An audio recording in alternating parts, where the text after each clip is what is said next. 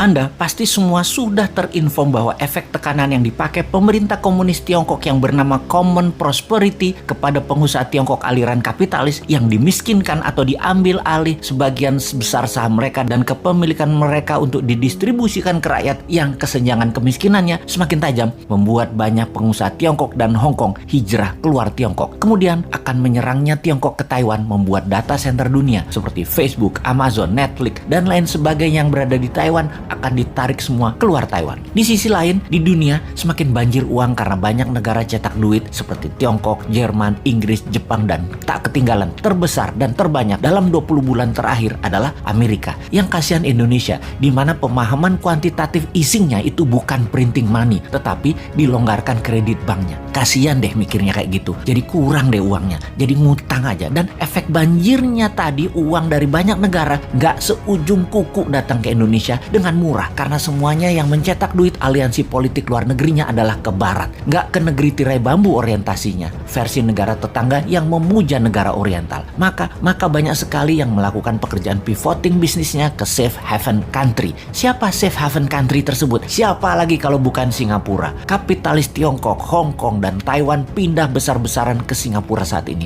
Bahkan istrinya Jack Ma beli properti di Marina Bay, 2 bangunan senilai 75 juta dolar dirubuhin dan dibangun baru agar terkoneksi. Bayangin, 75 juta dolar dirubuhin, senilai 1 triliun rupiah dibeli hanya untuk dirubuhin. Coba, uang-uang tadi di sisi banyak negara aliansi barat tadi ternyata mencari aliran proyek yang bagus untuk mereka investkan. Banjirnya uang ini ditambah banyaknya proyek bagus, ini era disebut lazy money era. Dan sungguh, saat inilah lazy money era tersebut. Kalau sahabat punya perusahaan yang sifatnya disruptor, scalability-nya besar dan jangka panjang ke depannya, uang di lazy money pasti akan ke Anda. Uang di lazy money pasti akan ke Anda tanpa Anda yang cari. Anda cukup jadi cantik dan stand out, pasti dilirik. Tak usah genit-genit mepet-mepet murahan, cari-cari pengusaha di bar. Cukup datang ke acara resmi, formal, dan terlihat stand out. Pasti Anda yang dipepet. Oke, kita bukan hanya mau bicara tentang bisnis, namun strategi bernegara dalam 3 tahun ke depan. Tahun 2024 itu Amerika Pilpres. Kalau di sini walau-walam, kalau masih mau menjabat,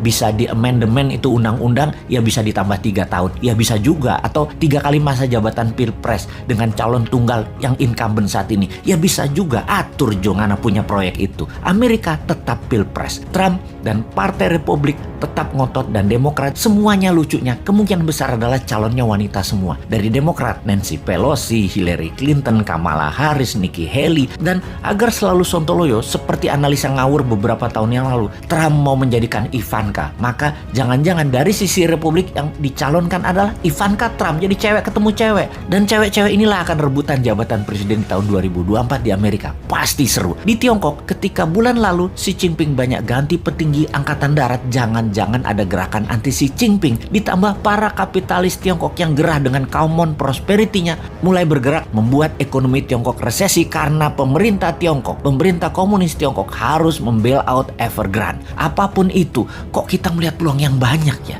Gini deh, kalau ternyata dengan peluang itu semua, ternyata Indonesia malah ikut resesi, sulit energi, negara chaos, pengusaha Indonesia tidak bisa tarik investasi, pemerintah tidak juga bisa tarik peluang mempermudah arus uang. Kayaknya memang kalian dan yang mau menari di 2024 yang mirip-mirip platform bernegaranya, gak usah tanding deh di 2024, repotin aja lu para old mind.